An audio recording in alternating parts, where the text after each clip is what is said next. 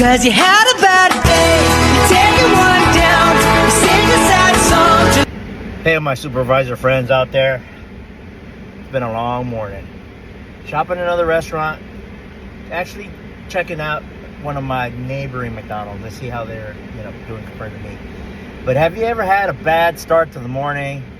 I have. If you like leadership content or coaching tips to make your job easier, hit subscribe so you don't miss the next video. The times when the first store you go to is a mess. Maybe it could have been the service is bad, or just understaffed, or just simply just not prepared. Well, here's 5 things that can help you get through it, my supervisor friends, my GM friends too out there. The first thing, my friends, is don't let one store carry your whole patch or your whole day. For my supervisor friends out there, just bad start at one of your stores doesn't have to carry over to another one. So it wasn't them. And for my GMs, bad start to the morning with one of your managers or something throughout the day happened. Again, that doesn't carry on to the other shift managers. The other one is slow down. Sometimes when things are the way they are frustrating, we tend to speed up. We want to, hurry up and get things done. Slow down, analyze, observe what's going on, see why they are the way they are.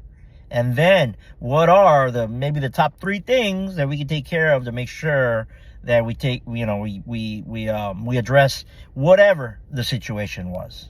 And then the third is, once you do get that list, all right, I'm analyzing and figure out, okay, it's these 3 things, or, it could possibly be multiple things. But you don't want to be taking care of 25 things for sure, all at once.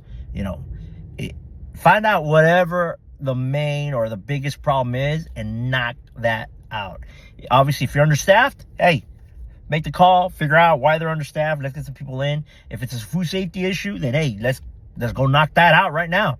But you want to figure out what is the biggest issue and tackle that first. And then, my friends, you're the leader. They're watching you, right? My supervisor friends, if you walk in, you GM there, everybody's watching you. Like, what is he going to say? You got to stay calm. Can't get frustrated. For one, it's not your team's fault. It could be bad planning, could be bad leadership. I don't know. That's up to you to decide and look into. But you got to stay calm, right? You don't fix the issue by bringing more chaotic, emotions to the scene. You got to stay calm, observe, figure out what's going on. Then address it with your GM, address it with your manager that might be on shift. You're the leader. You're the one that brings the calmness. You're the one that lowers the frustration. They're looking to you for guidance. You're the role model. You're what kind of shadow do you cast? A good shadow or a bad shadow? So, again, remain calm. Be the problem solver. Be the one that is there to help. And the last one, my friends, at the end of the day, you want to finish the day stronger than it started. So that's why in the last step there about being calm, being helpful, you don't want to leave that restaurant a chaos mess of whether it's of emotions or just operations. You want to fix those before you walk out of the restaurant. So you got to bring the solutions, and definitely want to leave it, like I said, better than what it was when you left. So that means that you have to stay calm. You have to be focused. You have to be the one that gives the direction. Okay, and in your mind, you don't want to walk out of there until it's better.